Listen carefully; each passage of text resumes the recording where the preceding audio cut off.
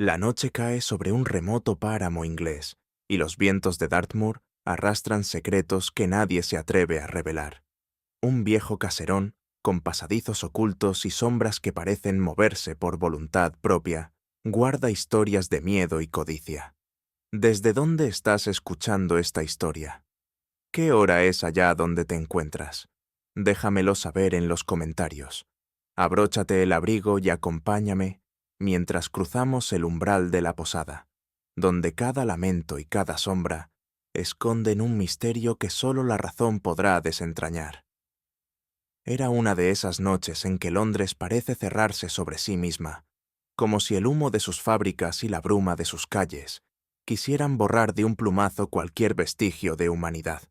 La lluvia repiqueteaba sin descanso contra los cristales de Baker Street, y yo, sentado junto al fuego, seguía con la mirada el vaivén hipnótico de las sombras que el carbón proyectaba en las paredes. Había en el aire una melancolía espesa, un peso invisible que hacía más hondos los silencios. Holmes permanecía en su sillón, los dedos entrelazados bajo la barbilla, la mirada fija en un punto invisible. Ni el murmullo del viento, ni el rugido de los carruajes que ocasionalmente pasaban bastaban para arrancarle un comentario. Yo sabía que en esas horas, cuando la ciudad parecía dormida bajo la lluvia, la mente de mi amigo buscaba un estímulo, un caso, un enigma con el que combatir el tedio. El silencio, Watson, murmuró al fin. Es el mayor enemigo de la inteligencia. No hay máquina más peligrosa que una mente sin ocupación. Sonreí con indulgencia. Conocía bien aquella impaciencia que a menudo lo devoraba. Hacía semanas que ningún cliente había cruzado la puerta, y la ausencia de misterio lo consumía con una ansiedad apenas disimulada. Supe, por el brillo repentino en sus ojos, que algo había despertado su atención. Un golpe apresurado en la puerta interrumpió la monotonía de la lluvia. Holmes se irguió con gesto felino. Un hombre irrumpió en la estancia, empapado hasta los huesos, el rostro marcado por la angustia. Su sombrero goteaba sobre la alfombra y sus manos temblaban al aferrarse al bastón. Tenía el aspecto de alguien que ha luchado largo rato contra la tormenta y contra un enemigo aún más implacable: el miedo. Holmes lo observó con esa rapidez clínica que le era habitual. Bastó un segundo para que yo advirtiera en sus ojos la chispa de deducción. «Siéntese, señor», dijo con calma. «Su viaje ha sido largo y su carga parece más pesada que la lluvia». El hombre obedeció con un suspiro y se presentó como Alastair Finch, propietario de una posada en Dartmoor. Su voz se quebraba al hablar, y más de una vez dirigió la mirada hacia la ventana, como si temiera que algo lo hubiera seguido hasta allí. «Mi posada», comenzó con voz ronca, «el Cisne Negro es desde hace generaciones lugar de descanso para viajeros y comerciantes, pero desde hace meses se cierne sobre ella una reputación maldita. Huéspedes que pasan una sola noche aseguran haber oído lamentos desgarradores en los pasillos. Otros juran haber visto sombras que se deslizan por la escalera principal. La superstición corre como pólvora, señor Holmes». Mientras hablaba, me pareció que cada palabra aumentaba el peso de su abatimiento. Describió con detalle cómo incluso los criados murmuraban plegarias al caer la noche, cómo algunos clientes abandonaban sus habitaciones antes del amanecer, sin esperar a la cuenta ni recoger su equipaje. He intentado mantener la calma, persuadir a mis huéspedes de que se trata de imaginaciones, prosiguió, pero cuanto más insisto, más convencidos están de lo contrario. Si no hallo remedio, mi negocio y mi honor se verán arruinados. Holmes no pestañeaba. Yo, en cambio, no pude evitar un escalofrío al imaginar aquellos corredores oscuros, resonando con gritos sin dueño. Finch se inclinó hacia adelante, como si temiera que las paredes mismas pudieran escucharlo. «Hace apenas una semana», susurró, «un viajero fue hallado muerto al pie de la escalera. Dijeron que tropezó, que fue un accidente. Pero yo no lo creo. Esa misma noche, otros afirmaron haber oído el lamento más terrible de todos. seguido de pasos apresurados en el piso superior. Desde entonces, nadie quiere cruzar mi puerta. Recordó cómo el cuerpo había sido velado en el salón de la posada, bajo la mirada aterrada de los criados. Nadie se atrevió a permanecer en la habitación contigua a la escalera desde aquella noche. Yo mismo, al escucharlo, sentí un estremecimiento que ningún razonamiento podía disipar. Holmes permaneció en silencio unos instantes, tamborileando con los dedos sobre el brazo del sillón. ¿Qué edad tenía el difunto?, preguntó al fin. Unos 40 años, señor. Comerciante, según me dijeron. ¿Y la herida? Un golpe en el cráneo. Holmes sonrió con ironía. Extraño accidente, Watson, ¿no lo cree? Los fantasmas, rara vez, se dignan a usar medios tan materiales como un traumatismo craneal. Su tono pretendía ser ligero, pero yo no podía acallar la sensación de que algo oscuro se escondía tras aquellas paredes lejanas. La lógica de Holmes era impecable, y sin embargo, ¿cómo negar la impresión espectral que transmitía el relato de Finch? Holmes se levantó con decisión y estrechó la mano del visitante. Señor Finch, partiremos con usted a Dartmoor mañana mismo. No tolero que la superstición suplante a la verdad. El hombre suspiró con visible alivio, como si una losa se apartara de sus hombros. Yo, en silencio, no podía evitar preguntarme si aquella decisión nos llevaría a un simple fraude, o a enfrentarnos con un misterio que pondría a prueba incluso la férrea razón de mi amigo. Holmes permaneció unos segundos en silencio tras la partida de Finch, con esa expresión de concentración que solía preceder a sus decisiones irrevocables. Finalmente, se levantó con firmeza. Watson, lo sobrenatural no existe. Cada espectro, cada aparición, no es más que el disfraz con que un crimen se reviste para pasar inadvertido. Le respondí que no todos los hombres podían despojarse con tanta facilidad de la idea del misterio, pero mi amigo sonrió. Precisamente por ello debemos intervenir. Donde otros ven fantasmas, yo encuentro siempre manos humanas. Aquel razonamiento, tan simple en apariencia, escondía la semilla de una aventura que ya no podía detenerse. La mañana siguiente, Baker Street se convirtió en un pequeño hervidero. Holmes, de pie en medio de la estancia, daba órdenes con rapidez. Yo me ocupaba de llenar los baúles con ropa de abrigo y utensilios prácticos, pues los páramos de Devonshire no se prestan a ligerezas. Mientras yo doblaba una gabardina, mi amigo examinaba con esmero un estuche de lupas y reactivos químicos. «No sabemos qué clase de indicios nos aguardan, Watson», comentó, «pero estoy convencido de que necesitaremos más ciencia que plegarias». El contraste entre su calma metódica y mi nerviosa diligencia era tan marcado que no pude evitar sonreír. El traqueteo del tren nos acompañó durante horas, como un metrónomo que marcaba el compás de nuestras reflexiones. Yo, mirando los campos que se alejaban bajo la lluvia, no resistí la tentación de mencionar las historias que Finch había relatado. ¿Y si, por una vez, hubiera algo que la razón no puede explicar, Holmes?, pregunté con cierta timidez. Él me lanzó una mirada rápida, mezcla de afecto y condescendencia. Mi querido Watson, nada hay tan peligroso como la imaginación desatada. El hombre prefiere creer en fantasmas antes que en asesinos de carne y hueso. Lo uno alimenta su romanticismo, lo otro le hiela la sangre.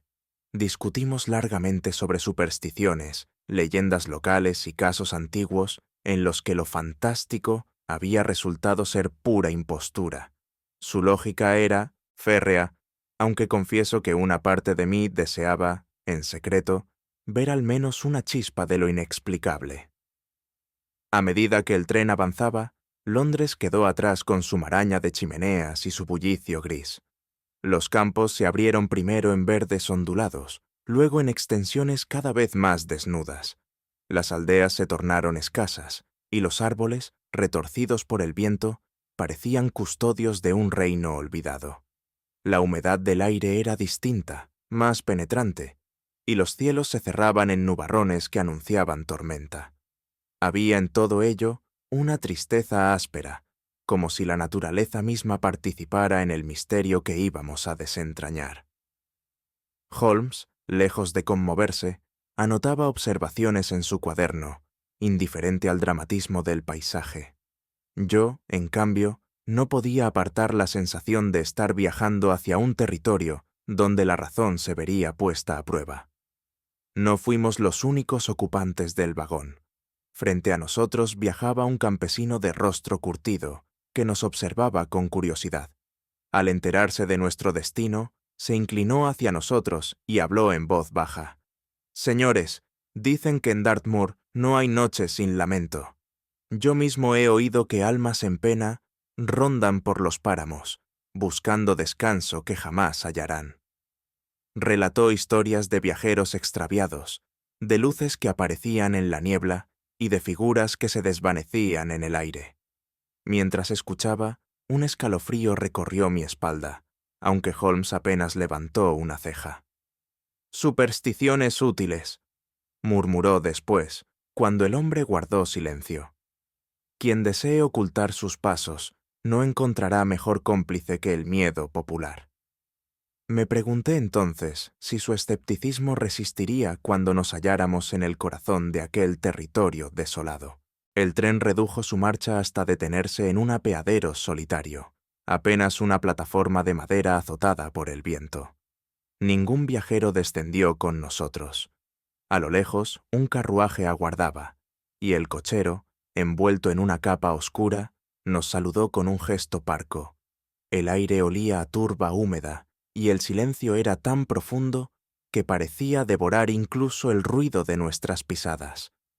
Holmes subió al coche con naturalidad. Yo, en cambio, sentí como si hubiéramos dejado atrás no solo la ciudad, sino también la frontera segura de lo conocido. El carruaje avanzó lentamente por caminos fangosos, bordeados de matorrales y charcos, donde la luna se reflejaba en destellos fugaces.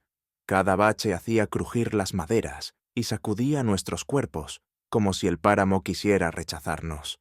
El cochero no pronunció palabra alguna, y su silencio resultaba tan inquietante como las historias oídas en el tren. Holmes, con los brazos cruzados, parecía absorto en sus cálculos. Yo, mirando la vastedad oscura del horizonte, no podía evitar sentir que nos internábamos en un territorio donde la lógica quedaría sometida a prueba, y que la posada del señor Finch nos esperaba como el corazón de un misterio aún más hondo. El carruaje se detuvo al fin frente a una construcción sombría que emergía de la bruma como un recuerdo olvidado. El cisne negro se alzaba con sus maderas ennegrecidas por el tiempo y la humedad, las vigas torcidas como huesos cansados, y un aire de melancólica decadencia lo envolvía todo.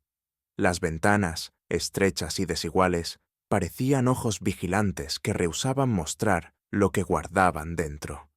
Había en aquel edificio algo que hablaba de siglos de historias, de secretos ocultos tras cada grieta y cada viga combada. El viento silbaba a través de los aleros y el portón principal chirrió como si se quejara de nuestra llegada. El señor Finch salió presuroso a recibirnos, con un gesto que mezclaba alivio y turbación. Su voz, aunque firme, no pudo ocultar el cansancio de sus desvelos. Nos dio la bienvenida con una cortesía algo forzada, y al abrir la puerta, el olor a madera húmeda y humo rancio nos envolvió como un presagio.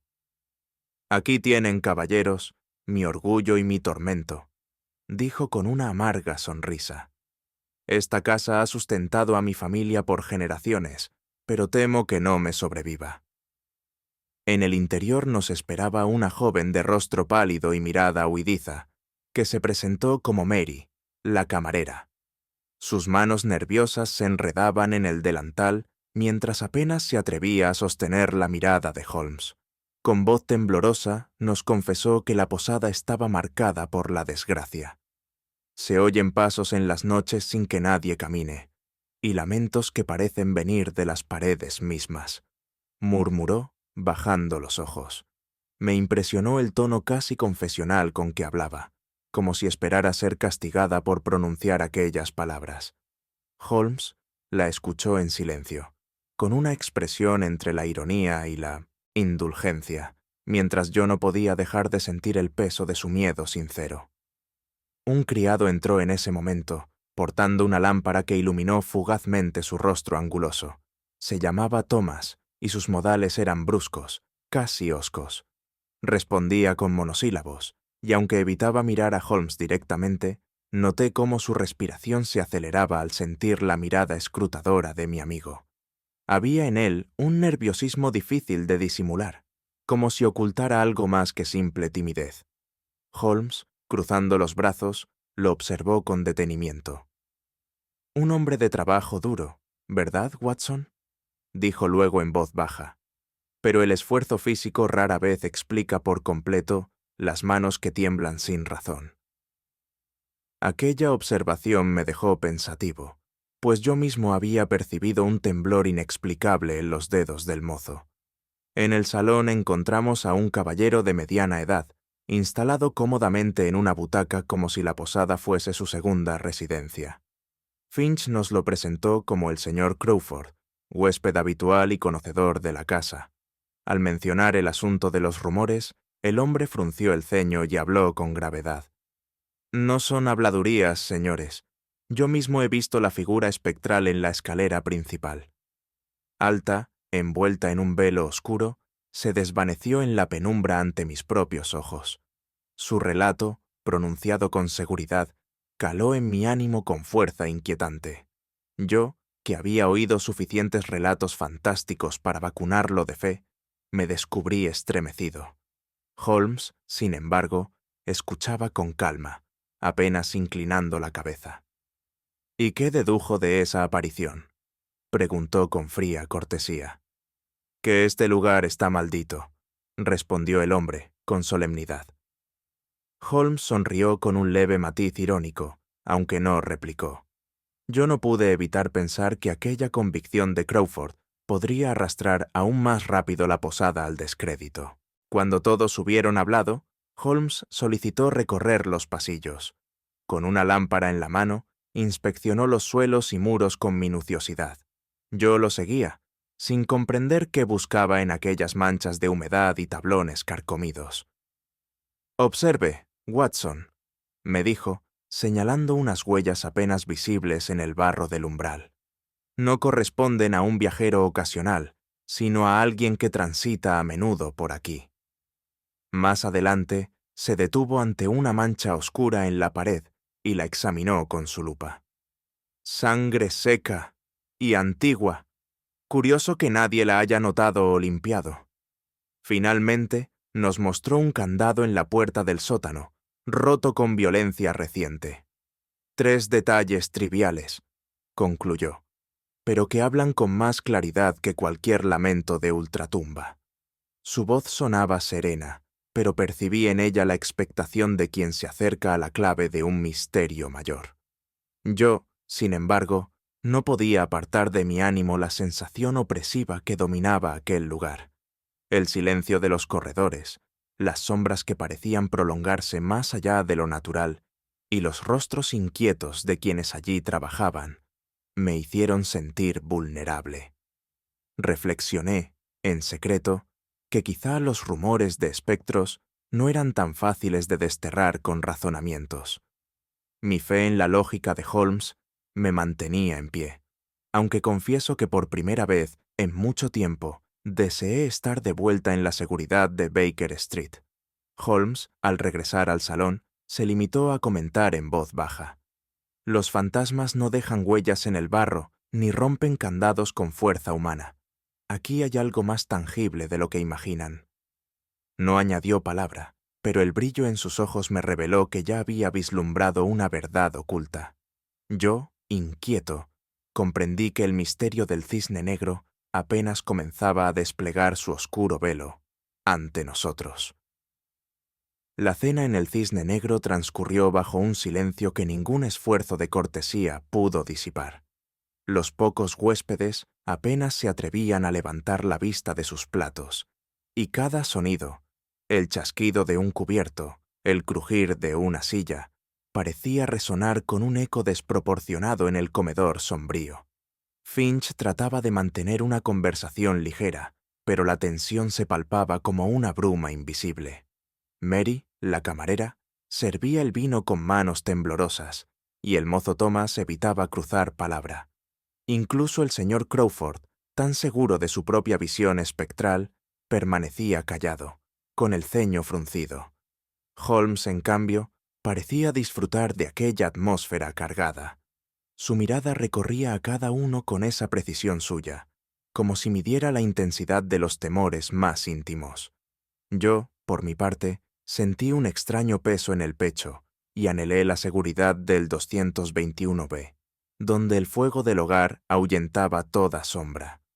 Cuando las lámparas se extinguieron, la posada quedó sumida en un silencio opresivo. El viento azotaba con violencia los ventanales, y el crujido del maderamen se confundía con sus ráfagas. Subí a mi habitación con la sensación de que cada paso me acercaba más a un secreto tenebroso. En el pasillo, la penumbra era tan espesa que apenas distinguía las puertas. Me detuve un instante a escuchar. Nada, salvo el murmullo de la tormenta. Y sin embargo, juraría que había algo más, un murmullo apenas perceptible que nacía de las paredes mismas. Cerré la puerta tras de mí con un suspiro, mas el sosiego no vino. Holmes, instalado en la habitación contigua, no parecía turbado. Yo, en cambio, apenas logré conciliar el sueño, atormentado por el presentimiento de que aquella noche no pasaría sin sobresalto. A medianoche fui arrancado de mi duermevela por un sonido que me heló la sangre, un alarido prolongado, desgarrador, que recorrió los corredores como un cuchillo invisible. No era el grito de un hombre en peligro, ni el sollozo de una mujer. Tenía un timbre inhumano, casi metálico, que resonaba en cada viga y en cada tablón. Me levanté de un salto, con el corazón desbocado, y abrí la puerta con mano temblorosa. El pasillo estaba vacío, pero el lamento aún vibraba en el aire, como si las paredes hubiesen absorbido su esencia. Sentí el impulso de retroceder, mas el deber de acompañar a Holmes me mantuvo firme. De la habitación vecina emergió mi amigo, completamente vestido y con una lámpara en la mano, como si hubiera previsto el momento exacto. «Interesante, ¿no le parece, Watson?», dijo en voz baja, sin el menor asomo de miedo. «El origen de este fenómeno no está en el más allá, sino aquí mismo, entre nosotros». Su serenidad contrastaba de tal modo con mi agitación que apenas pude articular palabra. Avanzamos juntos por el corredor, iluminando con la lámpara los ángulos oscuros. El suelo crujía bajo nuestros pasos, pero pronto advertí que no estábamos solos. Otro crujido, más ligero, provenía de algún lugar cercano, como si alguien caminara a nuestro lado, invisible. Me detuve en seco, el aliento contenido. Holmes se agachó, aplicando la lámpara a las juntas del suelo. «Observe, Watson, el crujido no proviene de nuestro peso, sino de un punto diferente, bajo las tablas mismas. La idea de que algo, o alguien, pudiera moverse bajo el suelo me estremeció. El viento ululó con fuerza, y me pareció escuchar de nuevo un gemido lejano. No supe si era eco de mi imaginación o parte del ardid que nos rodeaba. De pronto, un movimiento fugaz llamó mi atención. Una figura oscura cruzó la galería al fondo, apenas un destello en la penumbra. Su contorno era humano, aunque tan difuso que bien podía confundirse con un espectro.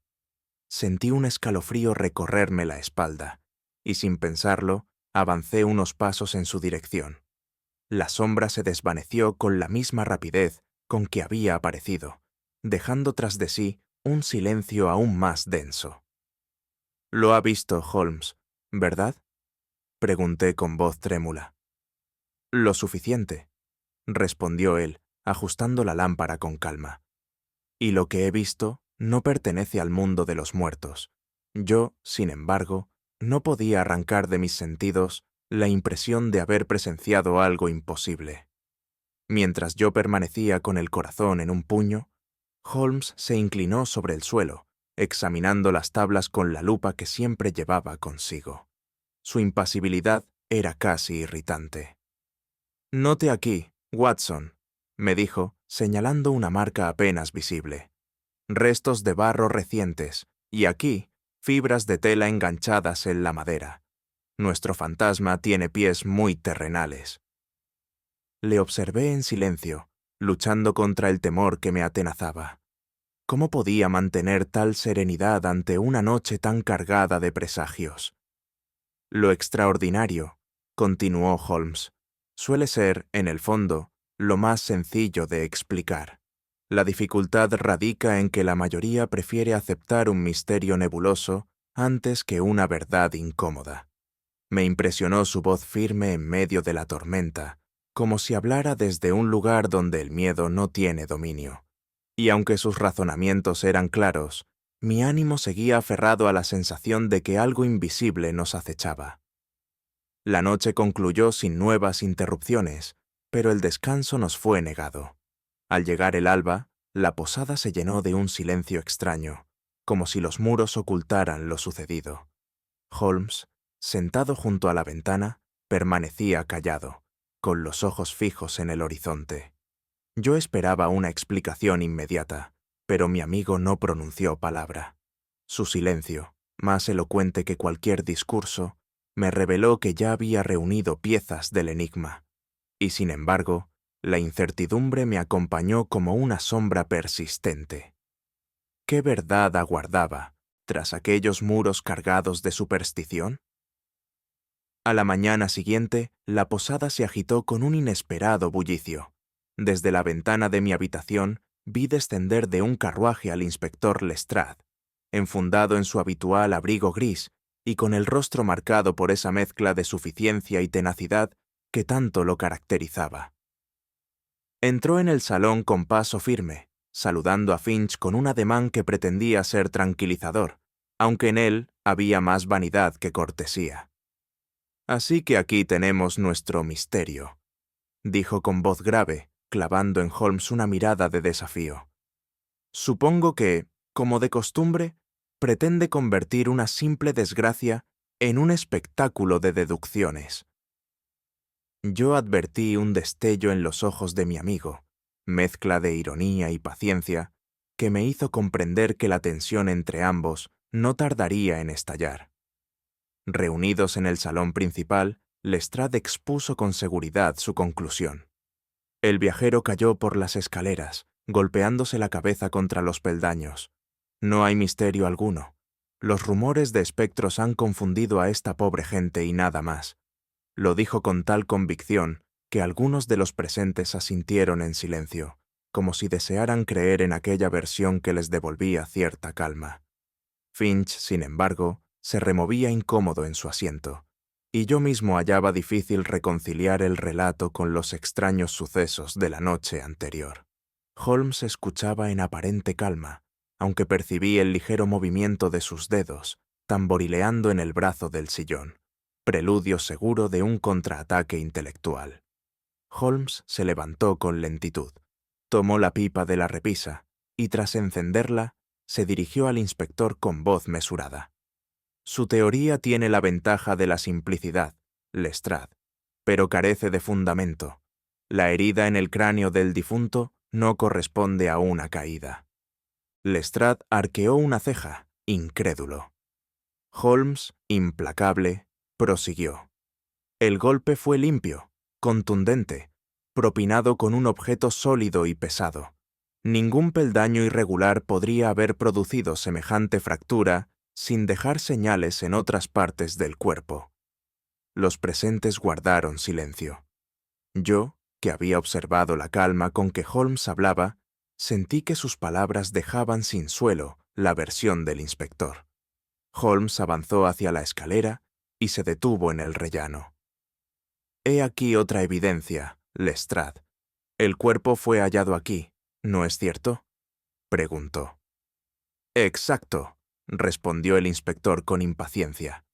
«Y sin embargo, las manchas de sangre no se concentran en este punto, sino en la parte superior, junto a la barandilla.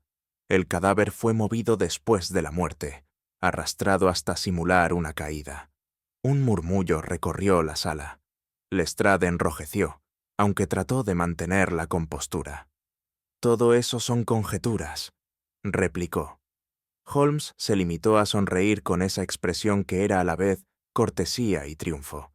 Watson observa cómo Holmes ridiculiza con elegancia al inspector, quien insiste en supersticiones y miedos locales.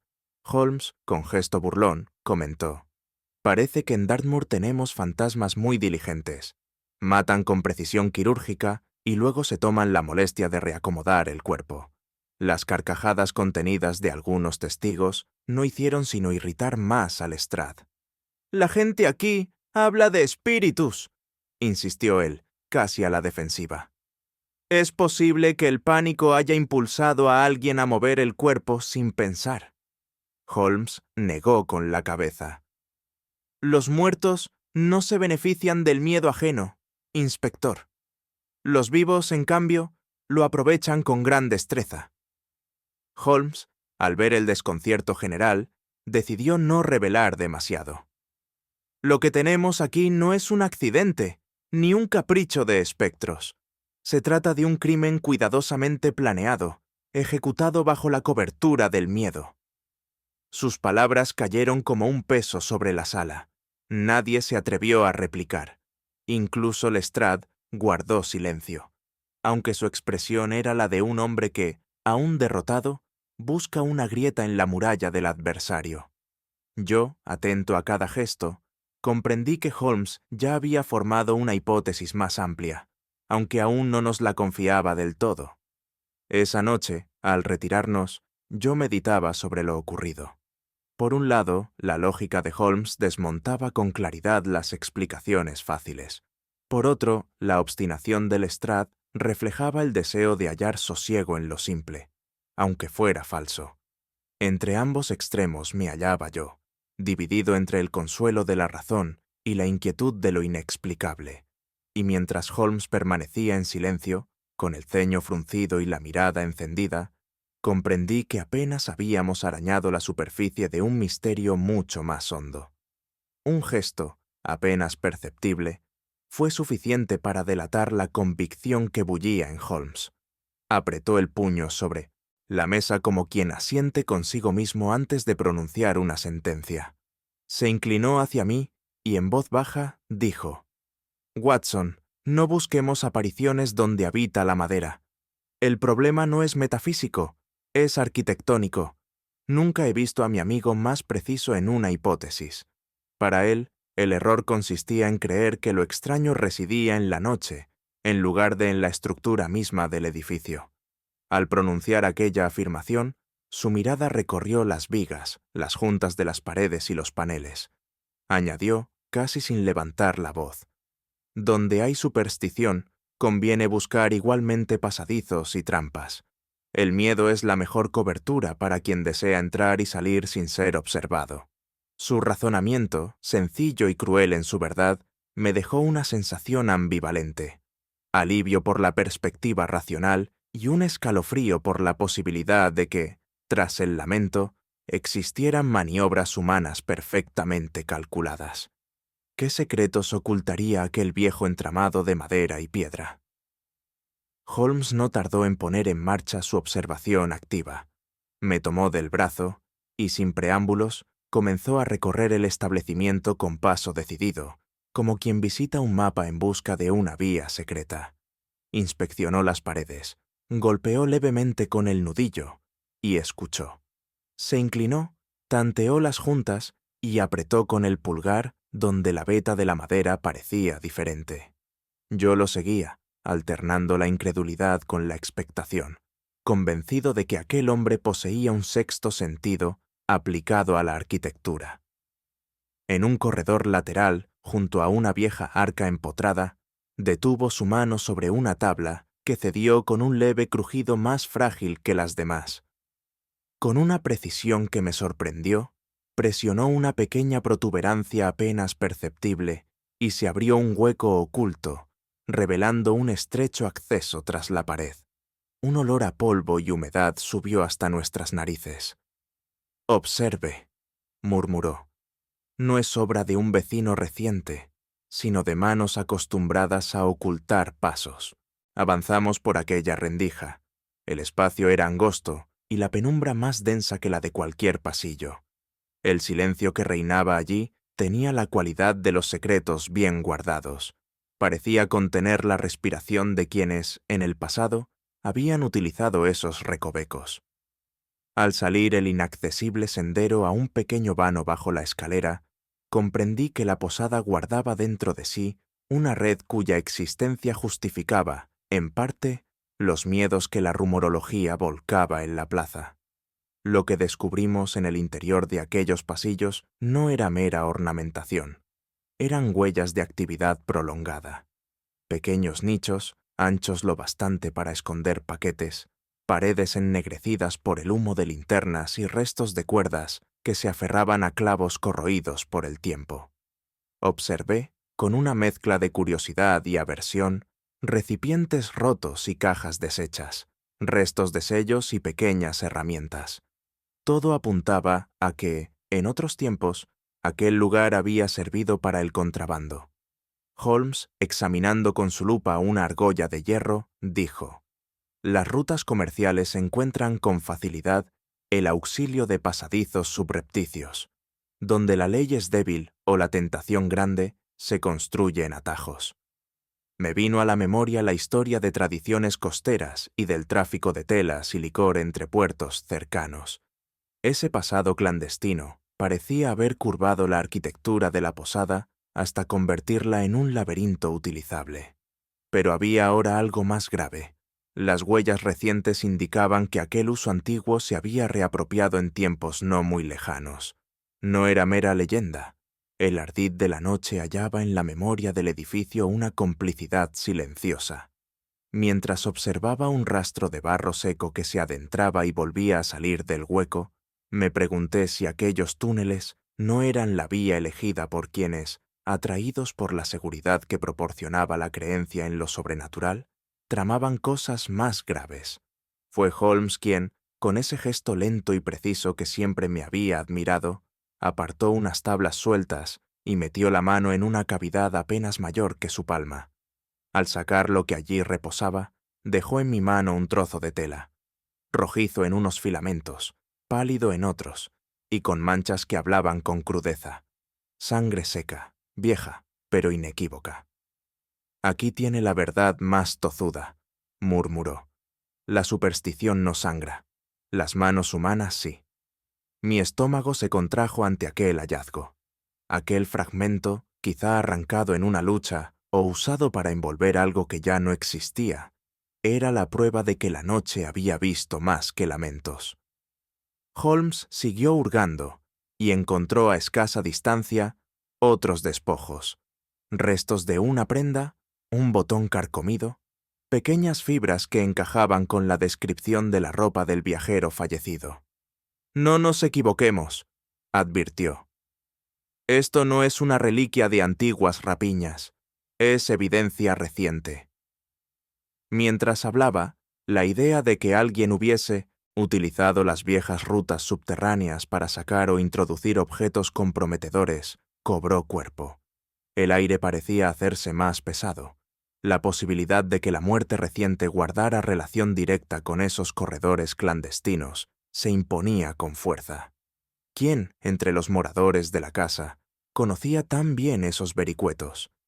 ¿Y quién tenía interés en encubrir lo que allí había sucedido?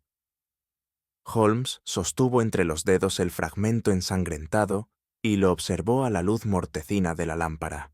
Luego, con voz firme, explicó: «El fantasma que tanto aterroriza a esta posada no es más que un disfraz, Watson. Los lamentos que escuchamos no provenían del aire, sino de los pasadizos ocultos. Imagine tubos de metal o huecos naturales en la estructura. Bastan para transmitir la voz de un hombre con la resonancia suficiente para parecer ultratumba». Recordé entonces la vibración que había sentido en las paredes la noche del alarido y comprendí la veracidad de su teoría. «¿Y las sombras?», pregunté, casi contra mi deseo. Holmes esbozó una leve sonrisa. «Sombras proyectadas desde los corredores, con ayuda de una lámpara dispuesta en ángulos precisos. El truco es viejo. El ojo humano se deja engañar fácilmente cuando la mente ya está predispuesta por el miedo. Sentí un estremecimiento, no ya de terror, sino de humillación intelectual.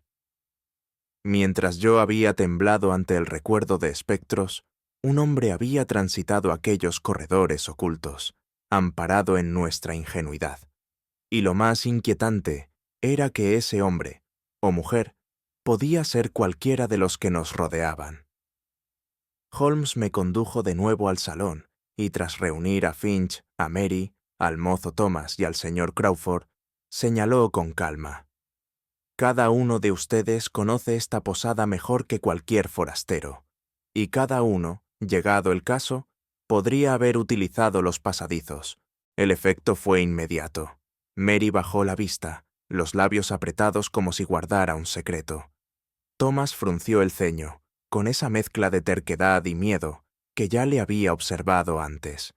Crawford, en cambio, protestó con vehemencia: «¡Inadmisible! Yo soy huésped de honor, no un conspirador». Holmes lo observó sin inmutarse. «La familiaridad que usted profesa hacia esta casa puede volverse contra usted». Incluso Finch, el dueño, palideció como si la sospecha pudiera alcanzarlo. Yo comprendí entonces el verdadero poder de la lógica de Holmes. Despojaba a cada individuo de su máscara, mostrándole que no hay rincón seguro cuando la razón apunta en todas direcciones. El ambiente en la sala era tan tenso que hubiera podido cortarse con un cuchillo. Y yo, incapaz de discernir culpabilidad clara, empecé a temer que el espectro verdadero fuese la desconfianza sembrada entre nosotros. Esa noche, al retirarme a mi cuarto, no pude escapar a una amarga reflexión. Yo mismo, médico y hombre de ciencia, me había dejado arrastrar por la sugestión. Había sentido miedo ante un lamento que no era más que aire canalizado. Había temblado al ver una sombra que obedecía a la ley de la óptica. La superstición había oscurecido mi juicio. Holmes, en cambio, desmontaba cada ilusión con la serenidad de quien contempla un juego de niños. «La razón, Watson», me dijo antes de cerrar la puerta de su habitación, «no es un lujo, sino una defensa, y cuando se abandona, el engaño encuentra campo abierto». Aquella sentencia quedó grabada en mi memoria, como un recordatorio de lo frágil que resulta el espíritu humano cuando el miedo lo gobierna. Al caer la tarde, Holmes me condujo a un rincón apartado de la posada. Sus ojos brillaban con esa luz inconfundible que anunciaba una jugada maestra. «Watson», me dijo en voz baja, «esta noche pondremos fin al enigma. El culpable se delatará por sí mismo». Le pedí más explicaciones, pero se limitó a sonreír. «Requiere paciencia y disciplina, mi buen amigo. No puedo confiarle todos los detalles, no porque dude de usted, sino porque el azar puede desbaratar un plan si se anticipa en demasía. Basta con que esté preparado para intervenir cuando yo lo indique». Aquella reserva me dejó intranquilo, pero aprendí hacía tiempo que la mente de Holmes funcionaba como un reloj que no admitía interferencias. En su tono no había vacilación, y eso me bastaba para seguirlo aún en la más sombría de las empresas. Reunió a todos en el salón principal. La chimenea ardía con fuerza, pero el ambiente era helado. «Nadie abandonará esta sala durante la noche», anunció Holmes con autoridad. «He recibido indicios de que el culpable de las desgracias de esta posada intentará actuar de nuevo, y aquí será sorprendido». Las miradas se cruzaron, llenas de desconfianza. Mary torció las manos con nerviosismo. Thomas frunció el ceño, y Crawford lanzó una risa incrédula que murió enseguida. Incluso Lestrade, presente todavía, pareció vacilar entre obedecer y discutir. «¿Pretende vigilarnos como a colegiales?», objetó. «Como a piezas de un tablero de ajedrez», corrigió Holmes sin levantar la voz. «El jaque está cerca, inspector». Me impresionó la serenidad con que mantenía el control de la sala. Nadie se atrevió a contradecirlo más. Y sin embargo, En aquel encierro se respiraba la tensión de animales acorralados, cada cual temiendo lo que la noche pudiera develar. Holmes, después de unos minutos de silencio, lanzó su golpe maestro. He encontrado una prueba concluyente que señala directamente al culpable. Mañana la entregaré a Scotland Yard. La frase cayó como una descarga eléctrica. Finch palideció. Mary dejó escapar un leve grito. Thomas se removió en su asiento, y Crawford se atragantó con el brandy que sostenía. Incluso Lestrade se inclinó hacia adelante, intrigado. Yo comprendí al instante la intención de mi amigo: sembrar la inquietud. Nadie podía estar seguro de hasta dónde llegaban sus averiguaciones. En ese nerviosismo general, las máscaras se resquebrajarían. Holmes se paseó lentamente por la sala, observando los rostros como un maestro que examina a sus alumnos antes de dictar sentencia. No reveló más. Su silencio era más eficaz que cualquier acusación. La semilla de la sospecha había sido plantada, y el fruto no tardaría en mostrarse. Llegada la medianoche, la sala estaba en penumbras. El fuego se extinguía lentamente, y los presentes, incapaces de conciliar el sueño, se removían en silencio. Yo me sentía atrapado en un estado febril. El corazón golpeaba en mi pecho con cada crujido de la madera. Afuera, el viento azotaba los postigos como si reclamara entrar. Holmes permanecía imperturbable, con los ojos entornados, sentado en su butaca. Yo sabía que no dormía. Aquella quietud era la del cazador que aguarda. De pronto, un leve sonido resonó en la distancia. Un roce metálico, casi imperceptible, que venía de los muros. Todos contuvimos la respiración. El tiempo parecía haberse detenido. Sentí que la noche nos miraba fijamente, como un espectador invisible a la espera de un desenlace inevitable. Poco después, un panel oculto en el pasillo lateral se abrió con sigilo, y de él emergió una figura encapuchada. Avanzaba con cautela, portando en la mano un objeto metálico que brilló bajo la luz tenue, un pesado candelabro de hierro.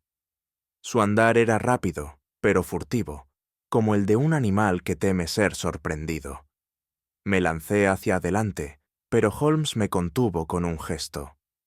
«Aún no, Watson». Observamos cómo la figura se dirigía hacia la escalera, mirando a ambos lados con ansiedad.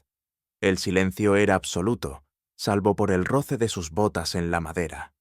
Sentí un nudo en la garganta. Aquel ser, surgido de las sombras, parecía la viva encarnación de los relatos fantasmales. Y sin embargo, el peso del candelabro, la torpeza del paso y el jadeo nervioso lo delataban como carne y hueso. «El espectro de Dartmoor camina entre nosotros», susurró Holmes con ironía apenas audible. «Y lleva consigo un arma muy humana». Holmes se levantó con la rapidez de un resorte. «Ahora, Watson, nos lanzamos sobre el intruso». La figura giró en redondo, intentando huir por el pasadizo secreto, pero tropezó en la penumbra. El candelabro cayó con estrépito, y la lámpara de Holmes iluminó un rostro descompuesto por el pánico. El forcejeo fue breve. Entre ambos lo reducimos sin gran dificultad. La fuerza del culpable era menor que la de su propia desesperación. Holmes lo sujetó con firmeza mientras yo le apartaba la capucha, dejando al descubierto la identidad que hasta entonces había permanecido oculta.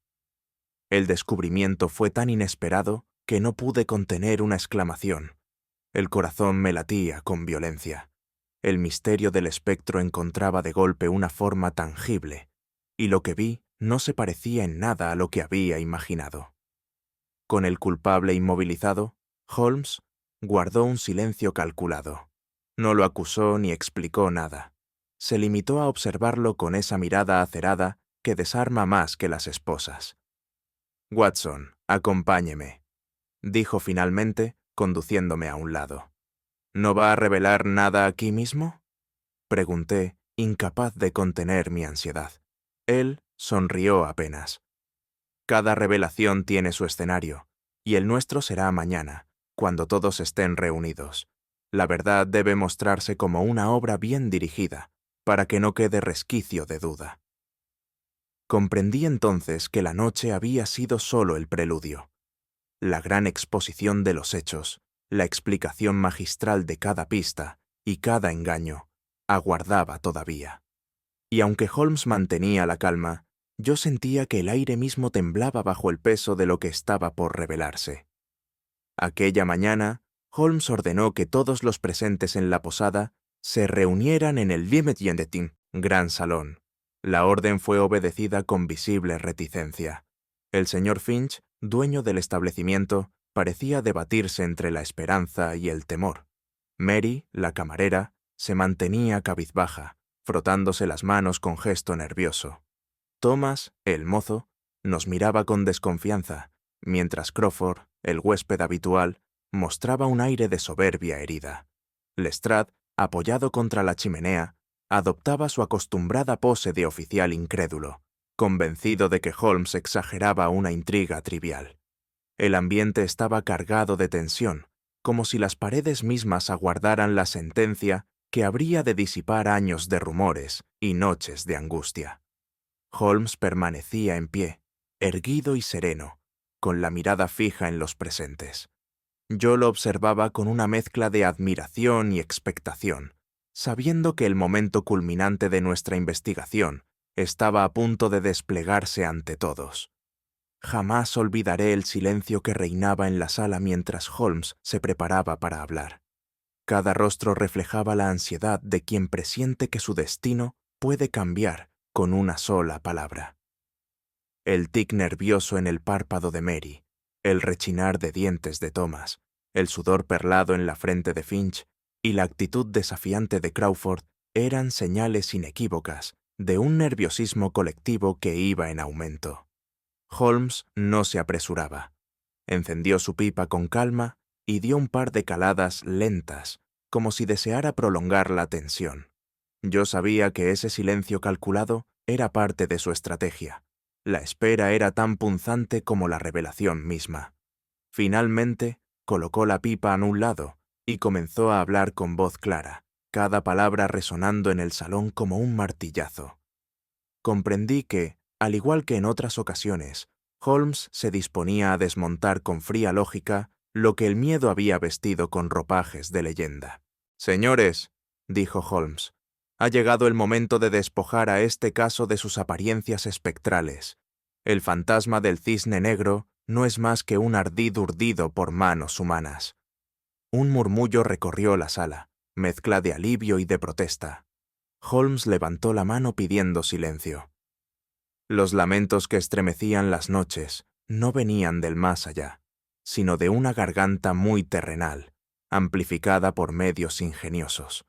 Las sombras que cruzaban los pasillos no eran espíritus, sino proyecciones producidas desde pasajes ocultos.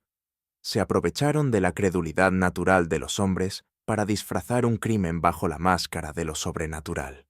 Sus palabras parecieron golpear directamente a Crawford, que palideció de súbito. Mary dejó escapar un sollozo ahogado, y Finch cerró los ojos como si todo su mundo se tambaleara. El viajero no murió por accidente, sino porque había descubierto indicios de esta farsa, continuó Holmes. Quienes temían su indiscreción recurrieron a la violencia. La superstición fue el velo perfecto para encubrir sus pasos. Yo, que había sentido en carne propia el estremecimiento de aquellas noches, experimenté un rubor de vergüenza al recordar mi propia credulidad. Y sin embargo, era imposible no admirar la sutileza del engaño, ahora desbaratado por la lógica implacable de mi amigo. Holmes avanzó hacia un panel de la pared y con un movimiento preciso retiró una tabla disimulada en la madera. De su interior extrajo un tubo metálico ennegrecido por el tiempo. «He aquí el secreto de la voz espectral», anunció. «Este conducto recorre parte de la estructura de la posada, conectando los pasadizos con los corredores principales.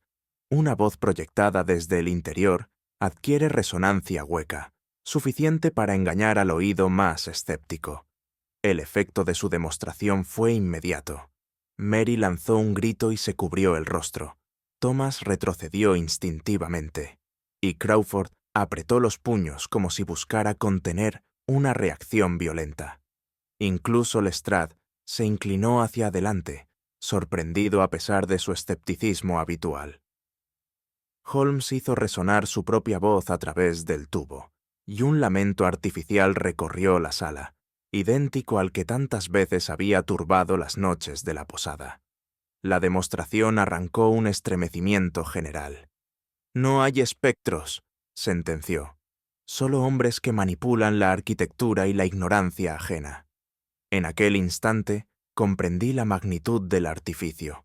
El miedo, cuidadosamente cultivado, había servido de escudo perfecto para cubrir un asesinato, y mientras Holmes dejaba el tubo sobre la mesa, el salón entero aguardaba, con el aliento contenido, la revelación final del culpable. Holmes dirigió una mirada penetrante hacia Crawford, cuyo semblante se tornaba más sombrío a cada palabra. «El artífice de este engaño no es otro que usted, señor Crawford», declaró con voz firme. «Viajero frecuente, conocedor de cada rincón, de la posada y dotado de una familiaridad excesiva con su personal. Usted fue quien organizó la farsa de lamentos y sombras, manipulando los pasadizos ocultos para sembrar el terror». El aludido intentó responder, pero sus labios solo emitieron un murmullo incoherente. Holmes, sin darle respiro, prosiguió. «Usted mismo confesó, sin darse cuenta, haber visto el espectro en la escalera, mas lo describió con detalles imposibles de apreciar desde la posición que dijo ocupar. Solo quien conocía el truco podía ofrecer tal relato». Mary sollozó en un rincón. Finch se llevó las manos a la cabeza, y Lestrade, incrédulo, se incorporó de golpe. Crawford, enmudecido, buscó apoyo en las miradas ajenas, mas no halló más que repudio. Holmes, con fría compostura, añadió: «El miedo fue su máscara, pero la lógica lo ha despojado de ella». Holmes volvió su mirada hacia Mary, la camarera. Su rostro estaba desencajado, y su respiración entrecortada la delataba antes de que mi amigo pronunciara palabra. «Usted, señorita, fue cómplice en este engaño, no por malicia propia, sino por temor y por la codicia que Crawford supo despertar en usted. Se encargó de mover lámparas, de abrir pasadizos y de transmitir susurros cuando era necesario».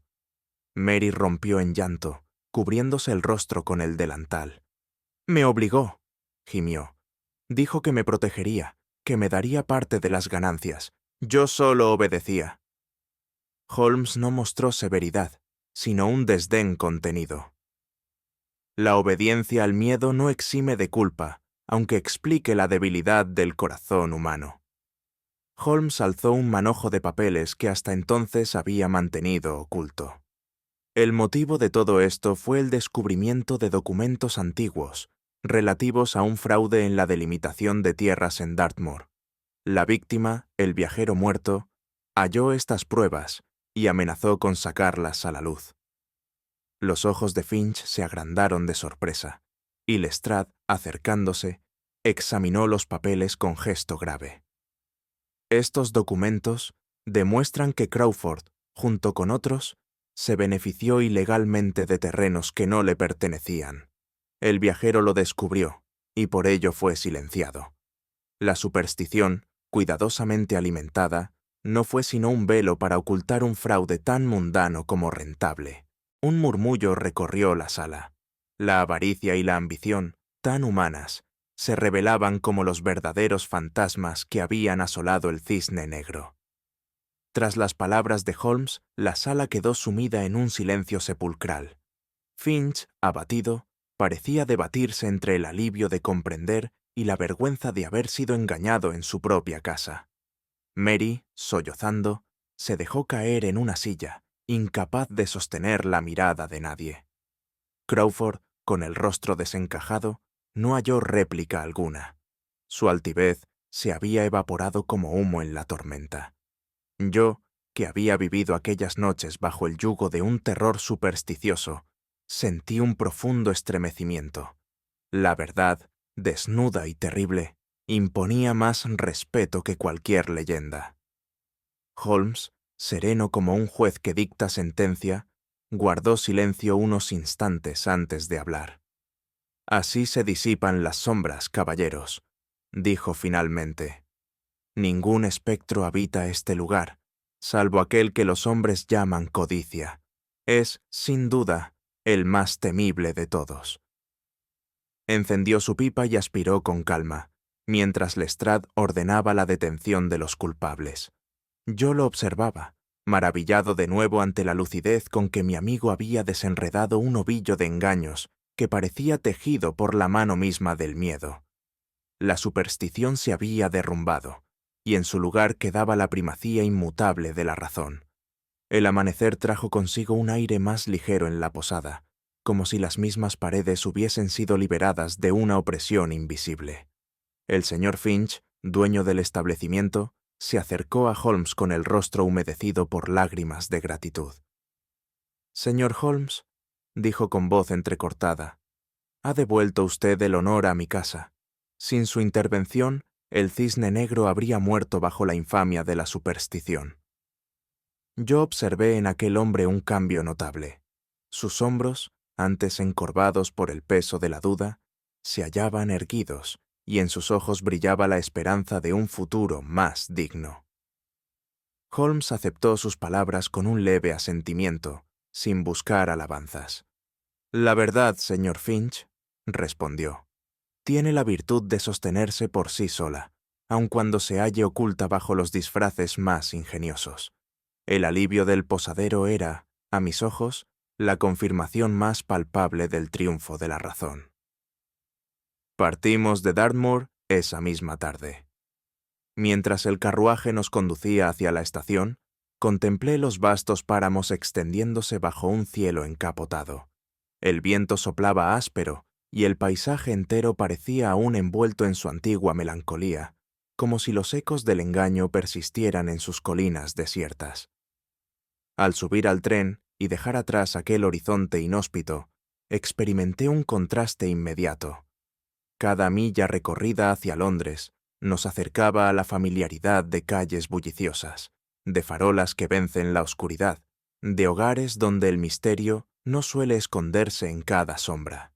Holmes, sentado frente a mí, permanecía en silencio, con los ojos cerrados y las manos juntas, como quien revisa mentalmente cada paso de una partida ya concluida. Yo, en cambio, no podía dejar de evocar las noches de la posada y los lamentos que aún parecían vibrar en mi memoria. El traqueteo del vagón rompió mi ensimismamiento. «Holmes», dije, inclinándome hacia él, «confieso que más de una vez estuve convencido de que nos hallábamos ante lo sobrenatural. ¿No sintió usted siquiera un instante de duda?» Él abrió los ojos y me dirigió una sonrisa indulgente. «Mi querido Watson, el mundo ofrece ya suficientes enigmas reales para que añadamos fantasmas a la lista. Cada supuesto prodigio contiene, en esencia, un artificio humano. Basta conseguir el hilo adecuado». Y sin embargo, repliqué, el poder de sugestión era tan fuerte que hasta yo, médico y hombre de ciencia, me sentí preso del terror. Holmes asintió levemente. «La superstición es una jaula de barrotes invisibles. Quien la maneja controla no solo los actos de los hombres, sino también sus pensamientos. Esa es la verdadera fuerza de tales engaños». Holmes, encendiendo un cigarrillo, prosiguió con tono meditativo. «No es la primera vez que me enfrento al miedo como instrumento de crimen, Watson. El temor a lo sobrenatural ha servido de máscara desde tiempos inmemoriales. Monjes que inventaban reliquias para someter a pueblos enteros, aldeanos que atribuían a espíritus la desaparición de ganado, y ahora, en este siglo, un fraude de tierras disfrazado de espectro. El mecanismo cambia, pero el principio es siempre el mismo. Donde la razón se debilita, el miedo se convierte en rey». Guardé silencio, impresionado por la gravedad de sus palabras. El humo ascendía en espirales y parecía dibujar en el aire la figura misma de esa superstición que tantas veces nos había perseguido en casos anteriores. El miedo, Watson, añadió, es el aliado más fiel del criminal. Se infiltra en la mente con mayor eficacia que cualquier veneno. Paraliza la voluntad y oscurece el juicio. Me quedé pensando en cuántas veces yo mismo había caído víctima de esa trampa, y en cómo la claridad de Holmes me había rescatado una y otra vez de la fascinación de lo inexplicable. Al fin, tras un viaje que se me antojó más breve de lo esperado, llegamos a Londres.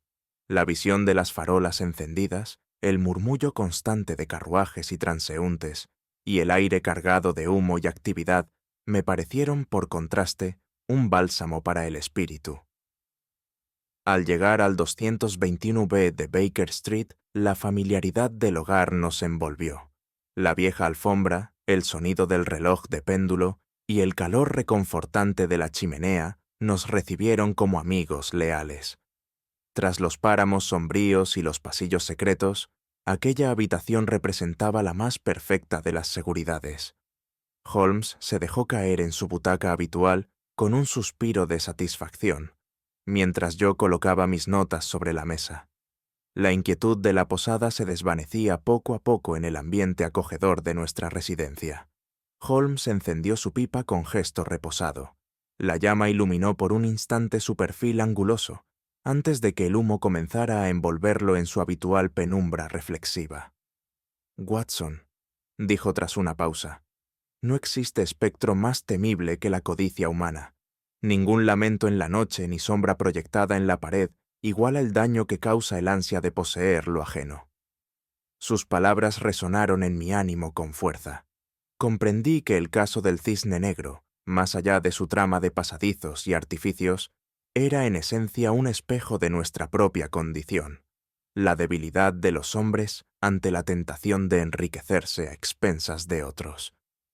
Holmes, tras una larga calada, añadió con voz grave: «Cuando los fantasmas se disipan, lo que queda al descubierto es siempre la mano del hombre, y es contra esa mano, movida por la codicia, que debemos ejercitar la razón».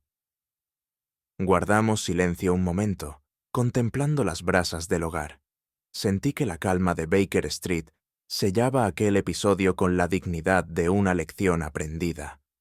Una vez más, la lógica había prevalecido sobre el miedo, y yo, humilde testigo, agradecía el privilegio de haber acompañado a mi amigo en aquella victoria del espíritu humano sobre sus propias tinieblas. La posada recobra su silencio, pero las sombras de lo que allí ocurrió permanecen en el aire, invisibles y persistentes. Aun con la verdad revelada, la sensación de misterio no se disipa del todo. Recordamos que el miedo y la codicia habitan en lugares insospechados, y que la razón, por brillante que sea, siempre deja espacios donde la imaginación se cuela. Me queda la impresión de que los secretos nunca mueren, solo cambian de forma, y que el eco de aquella noche seguirá susurrando a quienes saben escuchar. Si tú hubieras estado en la posada, enfrentando los pasadizos y los lamentos falsos, ¿habrías confiado en la lógica de Holmes o en tus propios sentidos? ¿Qué decisión habrías tomado ante la amenaza del misterio humano disfrazado de espectro? Déjamelo saber en los comentarios. Si esta historia despertó tu curiosidad y te atrapó hasta el último susurro, regálanos un like, compártela con otros amantes del misterio, comenta tus impresiones sobre los secretos del cisne negro y suscríbete para no perderte futuras investigaciones, donde la razón y el miedo se cruzan.